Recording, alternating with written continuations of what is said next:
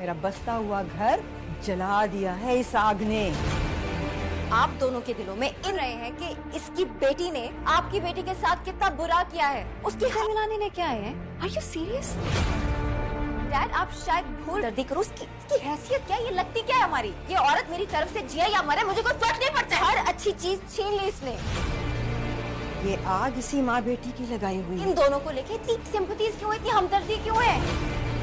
आप क्यों चाहते हैं कि मैं इस औरत से हम इमोशनल ड्रामा करके इमोशनली ब्लैकमेल करती हैं और ताकि आपसे फाइनेंशियल हेल्प ले सकें? That's all. फर्क पड़ना चाहिए महविश। ये माँ बेटी का ना काम ही यही है। महानूर की मां की हालत अभी तक संभल नहीं पा रही होगी, जिसकी वजह से महानूर बहुत ज़्यादा परेशान होगी। दूसरी तरफ जैन भी अब हॉस्पिटल में ही पाया जा रहा होता है, जिसकी वजह से उसकी मां उससे काफ़ी नाराज़ होती है कि इन माँ बेटी की वजह से मेरा हंसता बसता घर उजड़ कर रह गया है, हर एक की अपनी मर्ज़ी चल रही है।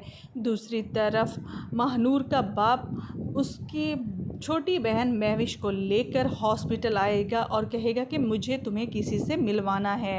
वहाँ पहुँचकर महविश महानूर और उसकी माँ को देखकर आप ऐसे ही बाहर हो जाएगी और वो अपने बाप से कहेगी कि आप इन दो माँ बेटी से मुझे मिलाने आए हैं जिन्होंने मेरी हर खुशी छीनने की कोशिश की है और ये कभी भी किसी की सगी नहीं हो सकती। ये सिर्फ़ पैसे के लिए किसी को भी बेवकूफ़ बना सकती हैं और इसीलिए वो आपकी हमदर्दी हासिल करके आपसे फ़ायदा उठाना चाह रही है।